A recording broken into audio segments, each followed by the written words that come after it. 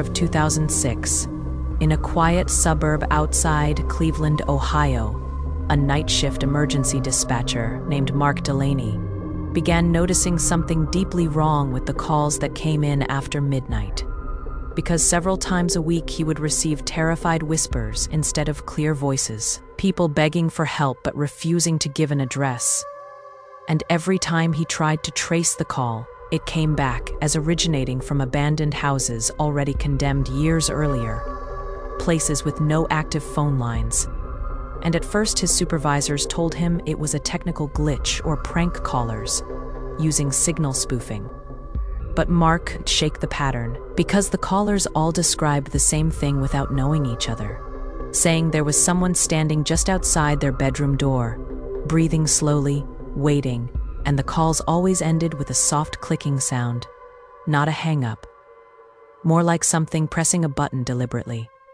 One night, near 3:17 a.m., Mark received a call that froze him completely because the voice on the other end was calm, almost bored, and it said his full name, mispronounced in the exact way his late mother used to say it, and then described the dispatcher's office in detail, including the chipped mug on his desk and the flickering fluorescent light above him. Things no caller should have known, before asking, "Can you hear it too?" and going silent. Moments later, another call came in from a different number. This time from a woman crying that she could hear footsteps in her attic, even though she lived in a one-story house. And as Mark tried to keep her calm, he heard something faint through the line, a slow dragging sound, followed by a rhythmic tapping that seemed to match the tapping he suddenly realized was happening behind him in the dispatch center hallway, though security cameras showed no one there. When police were finally sent to one of the traced locations, an abandoned Victorian house boarded up for over a decade. They found no people inside, but they did find a single working landline phone resting on the floor of an upstairs bedroom. Plugged into nothing, its receiver warm to the touch, and carved repeatedly into the wooden floor around it, were the words "still listening." After that night, Mark began suffering from severe insomnia because every time he tried to sleep, he heard phantom ringing. And sometimes, just as he was drifting off, he would hear the exact same whisper from the calls, asking if he was alone yet. And within a month, he quit his job and moved away without telling anyone where he was going. Years later, in 2019, a newly digitized archive of old emergency calls revealed something that no one could explain. Hidden beneath the static of dozens of unrelated calls from that winter was a low, constant background recording, a faint breathing sound that never stopped, and audio engineers confirmed it was present even during moments when no calls were connected, as if something had been listening through the system itself, waiting for someone to answer.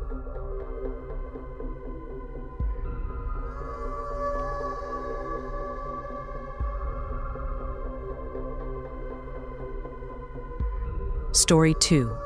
In the summer of 2012, a college student named Rachel Monroe rented a small basement apartment in rural Pennsylvania after answering a handwritten notice posted on a grocery store bulletin board, and the landlord, an elderly man named Harold, seemed harmless enough, apologizing repeatedly for the place being too quiet at night, which Rachel laughed off at the time, unaware of what he meant. The apartment had only one narrow window near the ceiling, always fogged over from moisture, and every night around 1:40 a.m., Rachel would wake up to the sound of someone walking slowly across the floor above her. Each step deliberate, stopping directly over her bed, though Harold insisted he went to sleep by 10 and never left his bedroom upstairs. At first, she assumed it was the house settling, until she began finding small changes inside her apartment that she could not explain, such as her chair being moved closer to the bed, the bathroom mirror wiped clean of steam marks she distinctly remembered leaving, and once her phone charger neatly wrapped and placed on the kitchen counter while she slept. The most disturbing part was the smell, a faint metallic odor that appeared only at night and vanished by morning. And when Rachel asked Harold about it, his face tightened as he told her never to open the utility closet under the stairs, claiming the wiring inside was dangerous and unstable. One night, after hearing the footsteps stop above her again, Rachel heard something new, a soft scraping sound coming from behind the wall near her bed, slow and careful, like fingernails testing the surface, followed by a quiet exhale that sounded far too close to be imagined. Panicking, she turned on all the lights and noticed the window was no longer fogged, and pressed against the glass from the outside was a faint outline of a handprint, as if someone had been standing just inches away, watching her sleep. The next morning, Rachel tried to leave, but discovered her car keys were missing, later finding them placed carefully inside the utility closet she had been warned never to open. And when she finally forced the door, she found a narrow crawl space that led upward between the walls, worn smooth in places by repeated use. Inside were dozens of personal items that were unmistakably hers: locks of hair, printed photos taken from her social media pages, even a sleep shirt she hadn't noticed missing, along with a small notebook filled with dates and times, meticulously recording when she turned off lights, when she slept, and when she cried. Rachel fled the house immediately and contacted police. But by the time they returned with her, Harold was gone, leaving behind an empty house and a basement apartment scrubbed clean of evidence. Months later, Rachel learned that 2 previous tenants had vanished without notice, their belongings left behind. And although the case was quietly closed due to lack of proof, Rachel still refuses to sleep with lights off, because sometimes just before 1:40 a.m., she smells that same metallic scent and feels the unmistakable pressure of eyes watching her from somewhere she cannot see.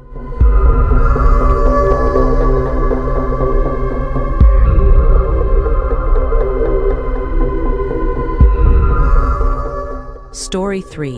In late 1998, in a fading mining town in West Virginia, a volunteer firefighter named Thomas Reed responded to what was reported as a routine house fire on the edge of town, a narrow 2-story home that locals avoided because it had stood empty since an entire family disappeared there years earlier. And when Thomas arrived, the fire was already dying on its own, leaving behind only smoke drifting from broken windows and a heat that felt wrong, heavy and suffocating, as if the house were still breathing. Inside, there was almost no fire damage at all, just black soot concentrated in long streaks along the walls, like handprints dragged downward. And as Thomas moved through the rooms, he noticed something unsettling. Every clock in the house, from wristwatches to wall clocks, had stopped at exactly 2:11 a.m. upstairs. In what appeared to be a child's bedroom, he found a tape recorder sitting in the center of the floor, still warm, its red light blinking slowly. And when he pressed play, he heard hours of silence punctuated by occasional soft footsteps, and a low, murmuring voice repeating the same phrase over and over.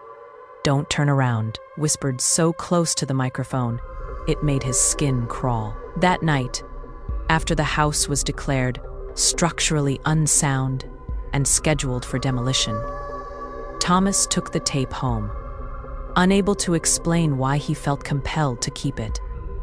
And as he listened again in his living room, he realized something that made his stomach drop beneath the recorded silence was a second, quieter sound that wasn't on the tape itself. A faint echo of the same whisper, coming from somewhere inside his own house. Over the following weeks, Thomas began waking up every night at 2:11 a.m. without fail, his body snapping awake in cold panic.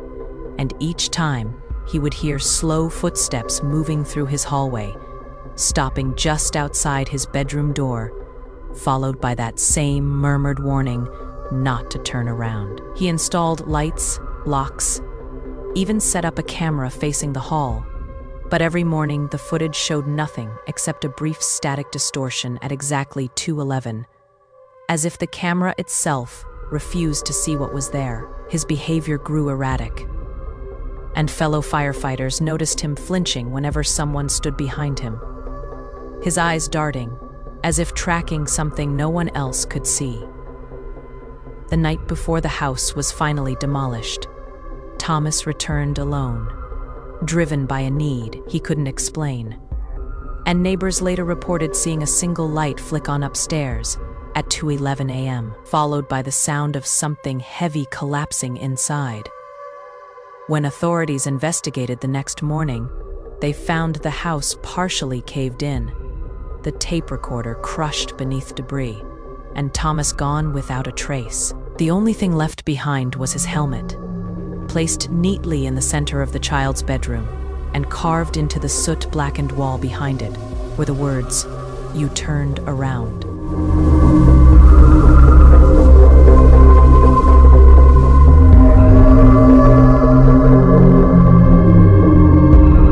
Story 4.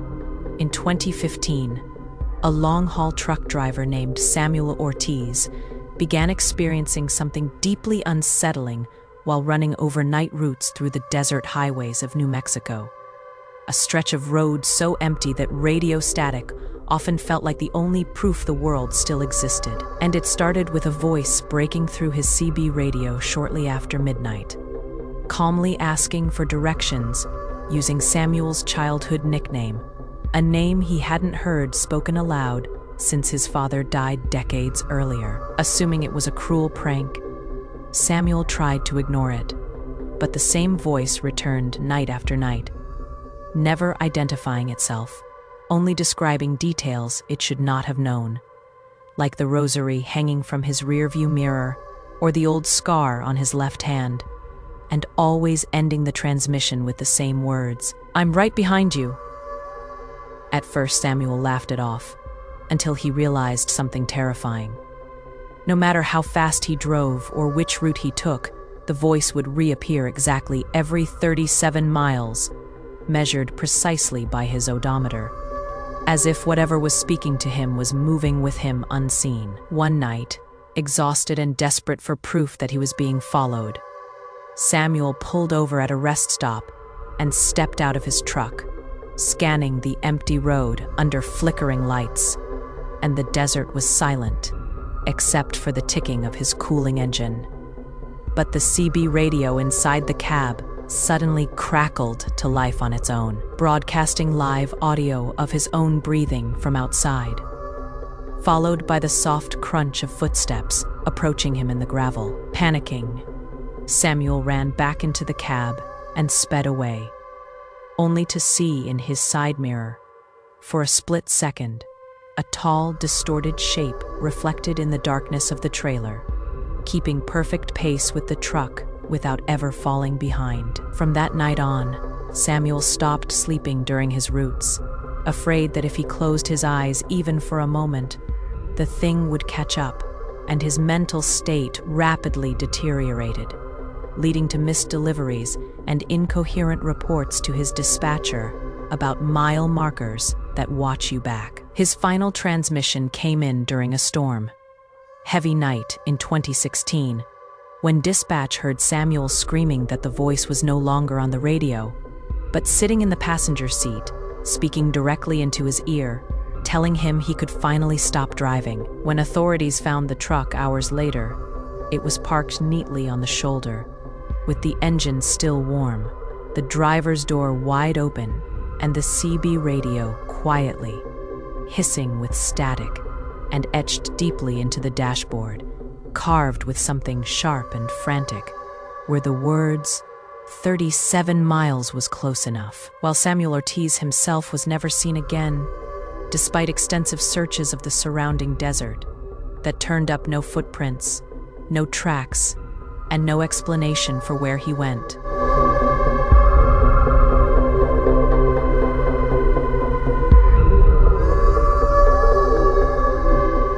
Story 5.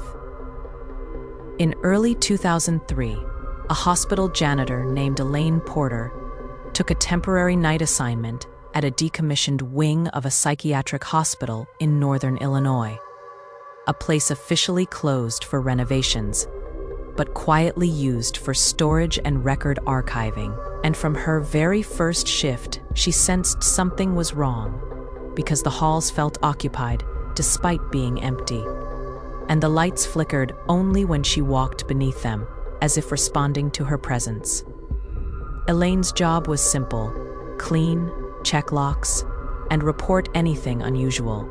But she quickly noticed that every night at exactly 4:06 a.m., the call light above room 417 would turn on by itself, glowing red against the dark hallway, even though the room had been sealed for years after a patient died there, under unexplained circumstances. At first, she reported it, and maintenance claimed it was faulty wiring.